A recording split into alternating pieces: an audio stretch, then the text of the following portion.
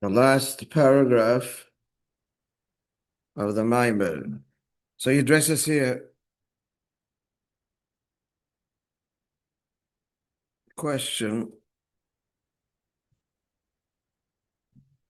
that how could the Mishnah describe the Torah as Kli Chemda Shel HaKadosh Baruch Hu, the precious utensil of Hashem by which He creates the world, for which David HaMelech was in fact punished. So here he answers that. So after having explained the first part of the Mishnah, the three dargas, Nefesh HaSichelis, and then the Nefesh HaLikis, and then the Mishnah speaks of Torah, the means by which is explained, which is higher than both Nefesh HaSichelis and Nefesh HaBamis, in the sense higher than both Toyu and Tikkun, and therefore can unite the two. It's through Torah that the ability to unlock the source of Nefesh HaBahamis happens, and moreover that they should be fused. It's one thing to unlock the source of the Nefesh HaBahamis, but how does it become one? B'li gvul and gvul, Torah and Tikkun. That's because Torah is rooted higher than both. In simple language, both come from God, and both have one purpose, as articulated in His Torah, and therefore there they can become one. And there was an arichis in the Maamar, tremendous avoid in the Gia in Torah that's required. So this is the conclusion, that's the Kli Chemda Shebay Nivra Elam. Our Girsa doesn't say that, as you recall. Other Girsas do, but that's the Pirush, even according to the Girsa the Alter Rebbe brings in the Siddur, as explained in the beginning, the first ayah of the Maamar. Dinin is Yel, so we explained before, Shes Beis Pirushim, two Pirushim, and it's the Kli Chemda, the precious utensil by which Hashem created the world. Pirush Aleph, that it's a means. Hashem, as the Torah is God's, the tool of His craft, through which He created the world. So it's a means. The objective being the world. Torah is the means by which the world is created. The second Pirush, that the whole purpose of the Torah is Bishvil Torah. Shabbai Nivra Olam can be read either way, and it means both. Shabbai Nivra Olam, great, precious is Torah, that for it, because of it, that's the difference, is the word Shabbai, through it or because of it. And it lends itself to both Pirushim.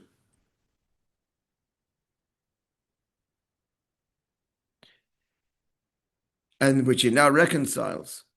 So the second one is that the mechuva and the objective of the creation is Torah, Bishvil Torah. Sheboy, because of it, the world was created. So in reconciling it to explanation, what's the purpose of creation? K'mayim Azal says in Medrash on the Pasuk, Sheikav Amudei Sheish, and Shir HaShirim, his thighs are pillars of marble. Says the Medrash, Zeh HaOlam, that's the world, Shadishtoikik HaKadosh Baruch Hu Libraisai, that the Eibishter desired to create. That's the word Shoikov. And then what the Sheish explains elsewhere goes on the 6 orders of the Mishnah. But this is another marker of Nisave, HaKadosh Baruch Hu, Lisa Dir B'tachtoinim. Not as clear. Nisave says that that's the whole objective is the Dir B'tachtoinim. But here it's conveyed essentially by saying that God desires to create it. If He desires it, not just objective. As he goes on to say the next words, that this medrash is expressing, so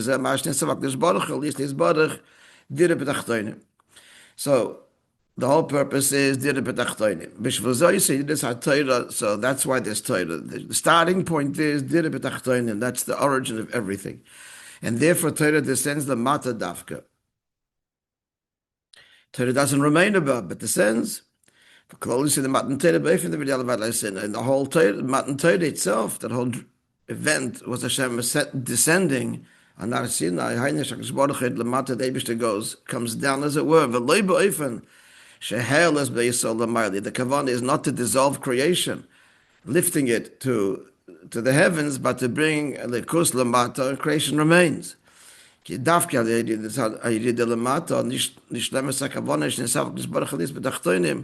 It's only through Torah coming down here that the purpose of creation is achieved. He falls short a bit of saying the purpose of Torah, but implying that. So what's our Mishnah saying? So the praise of Torah with connection in the context of creation, the first pirush, that the Torah is the means by which God created who? Yeah, since Hashem desires that great is Torah, that it carries it out. Torah,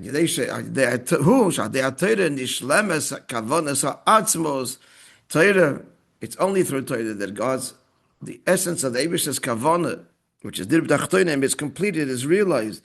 There should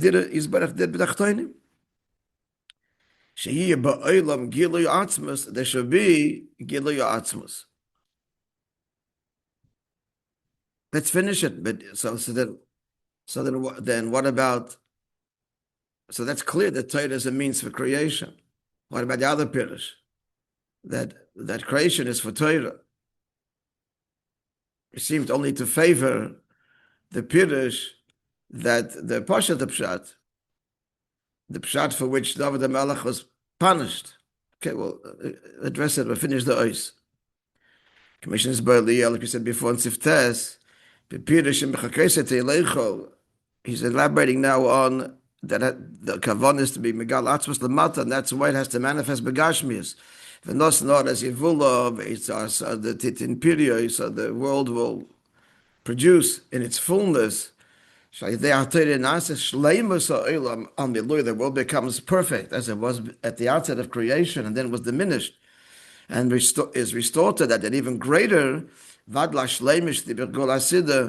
that's the second level. First miluyoy, and then its completion as it will be begula sidat Mashiach tzidkenu ela tell this parrots seems to be hinting the two places where it says toil this mole is beginning of creation, and then by parrots the forerunner of Mashiach, because it corresponds to two shleimus, the shleimus of the world as it was at the outset, Aleph, and even a higher shleimus, parrots, which means to burst, even higher than biluyoy, the true revelation of the blik volamata. That's clear? That's the two. Why does it have to say till there's mole twice? Once is enough, because there's two levels. It's a shleimus of creation, pre-Adam Rishon's chet, and beyond that, that's the keli for the true blik vol, el the telis peretz. So what's the reconciliation of the two perushim? Again, it seems now that he's only explaining, I should say, the first pirush, that Torah is the means by which the Kavanas Atzmos is revealed, and that is Dirib Tachtoinim. So Torah serves the world. How does it reconcile with the world serving Torah? And actually we explained this yesterday, but how is it that the Mishnah states this as a virtue, and David HaMelech is saying the same thing? No. It's the Klichem Shakadosh Baruch Hu, David HaMelech is punished. So the answer to the reconciliation of the two Pirushim is because the Kavanah is the Gilu Likus Lamata. Taka Dirib Tachtoinim. What does that mean, Dirib Tachtoinim? That means that God is be revealed, and Torah reveals that. So therefore, the objective is Torah, the objective is Gilu, so it's both. Torah is the means by which we reveal the world. So the kavanah is the world, but not the world per se. The world where godliness is revealed, that's Torah. That's why the pursuit of the whole world would be nothing other than to know God. That's the shleimus. But where do you know God? Lamata, down here. Okay, repeat that back then. So how did he explain now the second pirush?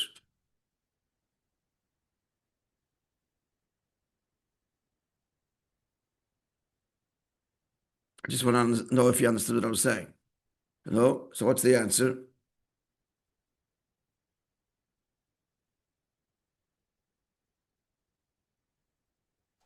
The Yankees save us. God, what do you say?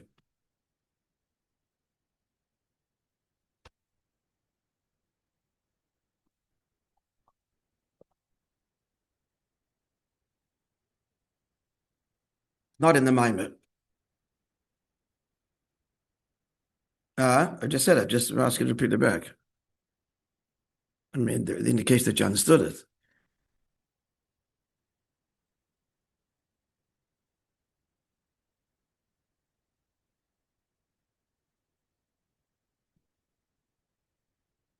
No, okay. So reframe it.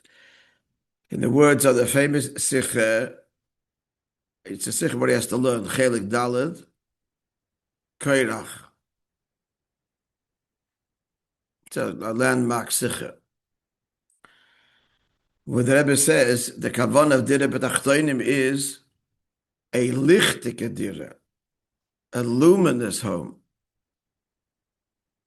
If you build a home and it's all raw and the dust of the home is there, everything's there, but the concrete and the dust, and it's not cleaned. First, it's not cleaned. It's not livable. You can't live in the home unless it's cleaned. So at the end of the day, the final expression of the kavan of Dira B'tachtoinim is not so much the tachton itself. It's still not livable. So the tachton becomes luminous and clean and sparkles. That's what Torah is. So Gilui in the end is the shleimus of the Amshachas ha'atzmus. So both things are true. Torah is the means by which. Now, Torah has two dimensions you're saying here. It's the instruction guide by which you're going to build this house, dig the foundation and do all the heavy lifting and the heavy work. It's both the instruction manual. Now, once the home has been built, you put the manual aside. Now you have to learn it. Now you learn it. You got a beautiful place to where you can learn the Torah, where your neshama will be revealed. So it's both the means by which to get to the objective, and it is the objective.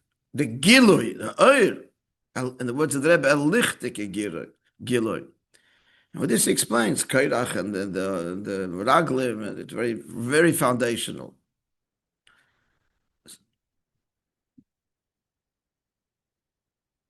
It's not just enough, as he explains there, the kavan is not just maisim, action, which taka draws atmos into the world, but maisim toivim.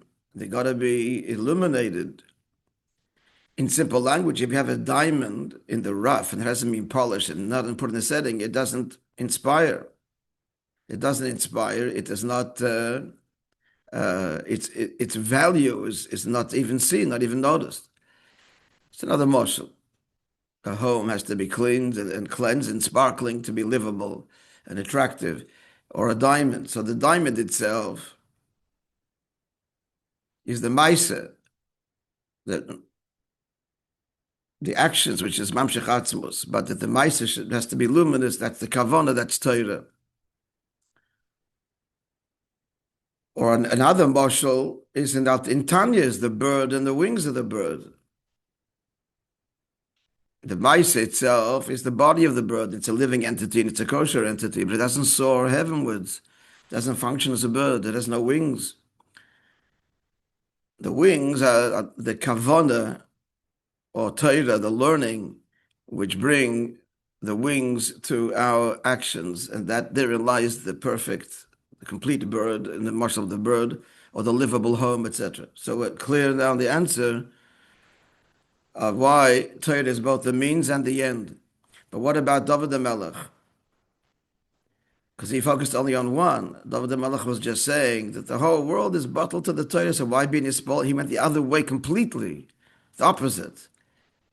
The Eish Sarosai, when the world was a source of pain, so he diminished the value of the world. It's all bottled till likus. So while that's true, that's not its tachlis of praise.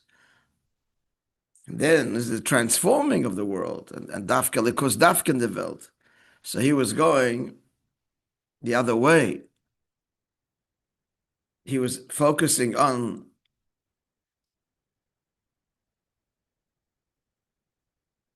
the first pirush. It's the blueprint of creation, and all of creation is totally bottled to it. So why be nisbol from creation? He took comfort in that, based tzorosai.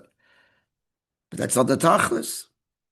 Torah is higher than just simply the blueprint of creation. It's then through Torah, it's through Torah that Atzmas is drawn, God beyond creator, and in a revealed and open way. Okay, we're going to look at the summary. It's on your phone.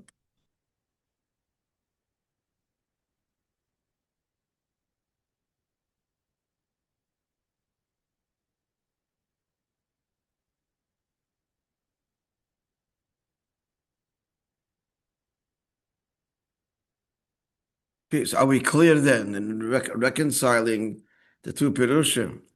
It's a means or it's the end?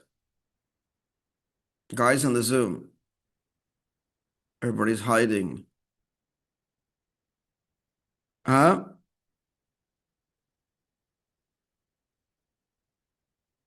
Gents, yeah?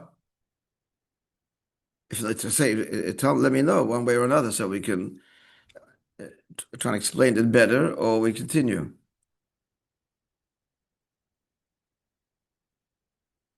It's a means in the sense that, no, gentlemen, chime in. It's a means in the sense, poshet, that number one, huh?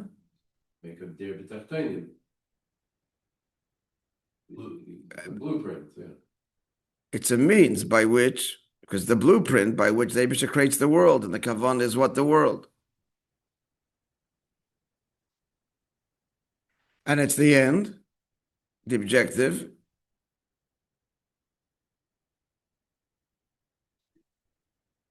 Yeah, Because the kavan, that's the final, is giloya atzmas lamata, not just amshachav atzmas, which mitzvahs alone would do, devoid of Torah. Again, it's a diamond in the rough. Or you've got a lot of money in the bank, but you can't unlock it, you can't use it. You're a rich person, but you can't use it. You're having no benefit from it. It's locked. You've built your home, but you can't live in it because it's full of dust and impurity.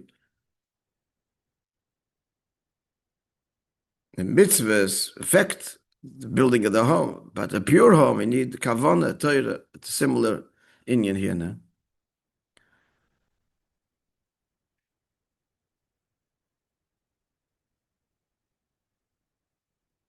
Or the marshal of marriage. The husband is he's a breadwinner, is a devoted husband, bottom line, but he doesn't talk nicely. He's got a rough tone, rough edge to his talk. It's not edelkeit. You can't live with him. On paper, he's a good husband. He does everything a husband's supposed to do. He doesn't forget to bring home the bread and the milk. But then he just slams it on the table, puts it at the table and finished.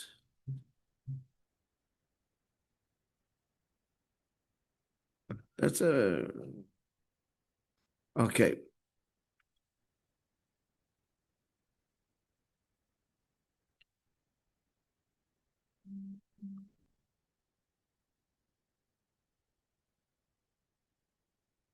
So let's look at the Teichen and Yodim. Chviven Yisroel shenikru banim. That's nefesh alikis. That's the second thing of the Mishnah. For Chaviv Adam, which the first thing the Mishnah said, shenivra b'tzelem. That's nefesh hasichlis. That's the form. ועל זה נאמר, אך בצלם יסלח איש.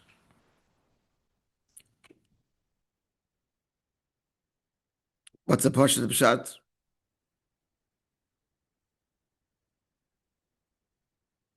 One of them is a person should always walk in the shadow of God. The B'Tselem here, Nefesh HaSichlis, meaning that Nefesh HaSichlis is the memutza, the means by which the Nefesh HaLikis becomes a mahalach and affects the Nefesh HaBahamis by unlocking its source in Tohu. Means that Nasa de Yisbonenos, and that's the B'chol Moedcha. So how do we get to that? Through the Yisbonenos of Shema, Shem Ayin. Shisavas ha'olam is ein ela ha'ora.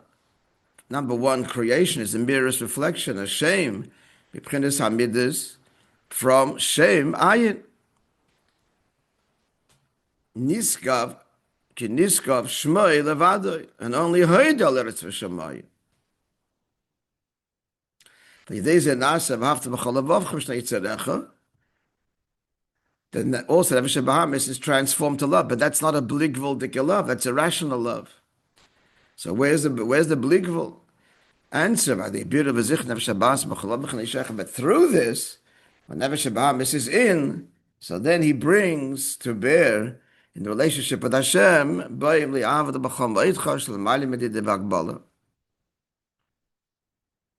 is Gabras Merutzes Hamayim Lachre Asaras Hastimen. The Moshel is a dam that blocks the water when you remove. So it's blocking. That's the Nefesh HaBahamis is the dam. But when you remove it, it's not just the water flows naturally. There's a tremendous intensity dafka because it was blocked. L'chayde, we could say, it just occurs to me as we're saying this now, that the Nefesh HaBahamis is really a frustrated fellow because it's never enough. It's never enough. So when the blockage is removed and is channeled now in a life of meaning, so that frustration is now challenged in good, in the service of Hashem in a very powerful way.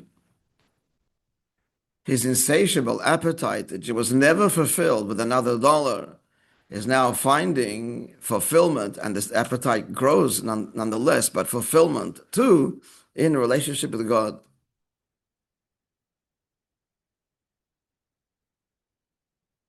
That's the moshel of the dam. Because the Sherish there's tremendous oil is explained.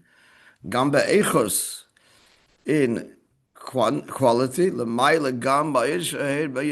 identified many levels of oil, including the highest one that was hidden on the first day of creation. Oilam HaToyer is higher still. They're simple and rooted in Atmos and are totally beyond division in Kalim.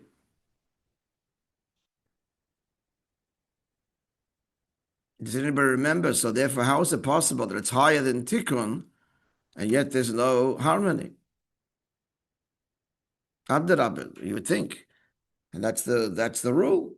The closer to God, the more harmonious, the more bittul. How is it possible that there should be a shvira and it's higher than tikkun? What's the record of the answer? Anybody? The Maimon doesn't address it outright, but kind of does. Al derech the Talmidim of Rabbi Akiva.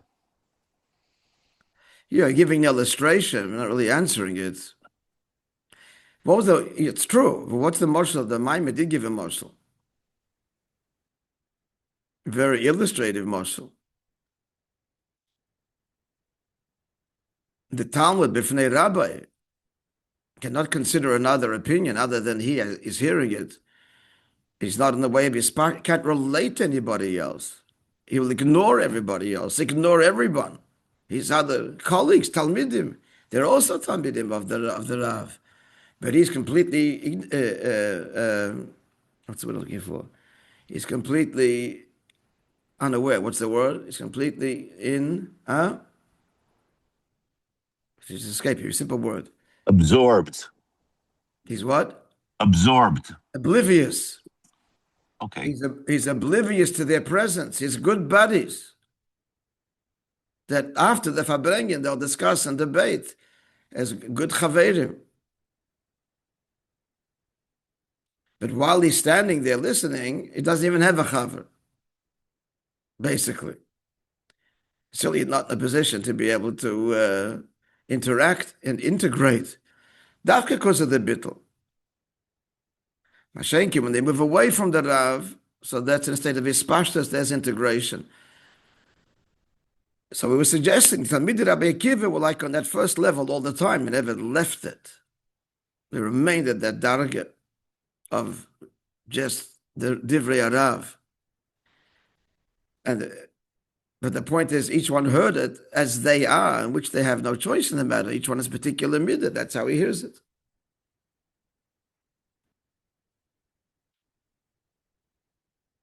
But the Nefesh Abamis has this gewaltige koich. So you've got to bring that oiris the Torah in Kerem the Tikkun. So zeh ach v'tzel ishalach is, and that's ishalach. The Nefesh Alikis becomes a true shaker and mover. Shalidei yapula. Nefesh Abamis nasa is the Nefesh Alikis. Lichet bligvol. This affects the Nefesh Alikis and brings the passion and the intensity to the Nefesh Alikis, which it doesn't have in its own conscious self, rooted in the integrated and orderly world of Atzilus Tikkun. And that's also all of the diyukim. First of all, it's got to be hard work, engraving, not armchair study. So they put achkike, that causes the alicha the bligvol, and then it affects too kumemios, plural, upright. It's upright meaning the whole. Koimis means the whole stature. Seichel midis, the whole conscious self of both Nefesh Kis, Nefesh Abahamis. It doesn't stop there. The world is transformed. Not a shivula, veitzasodit in period. That the world is restored to its fullness before creation, and even beyond that, it becomes a dirila yizborech. What affects all this? The Mishnah concludes is Torah, klichemda, because it's higher. And how can it affect fusion? Because it's higher than both Torah and Tikkun, higher than the conscious source of the Nefesh Alikis, which is Tikkun. Even though the Pnimius Nefesh Alikis is higher than rooted Natzmos, but that's all the Shorish. And what unlocks that is this whole avodah.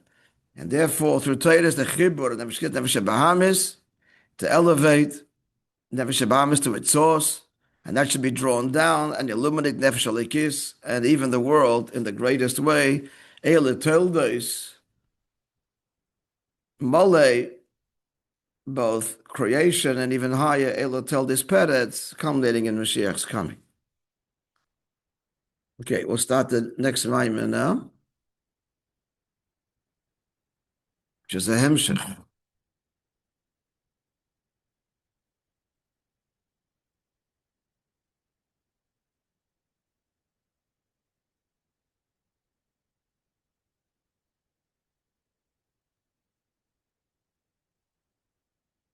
Okay, who's going to chaza this maimer, the teichen of it, takadel the teichen, at a kiddush, and say this Shabbos, but sometime down the road. And how long do you need? 2 weeks, 3 weeks? Okay, we're going to make a goyrol because no one's going to volunteer. And you'll be informed duly. Be prepared.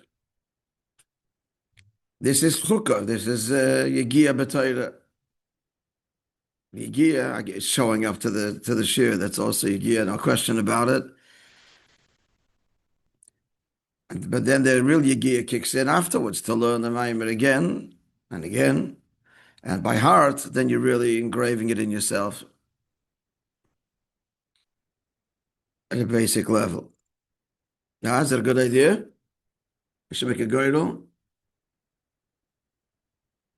Shtika Kredo, no one's saying no, so we'll do it. All right. I have to have somebody witness. I shouldn't think that I fixed it. Ata Toimich Geroli. Huh? Ata Toimich Geroli. Ata Tomer Geroli, yeah. That's the girdle is fixed at the end of the day.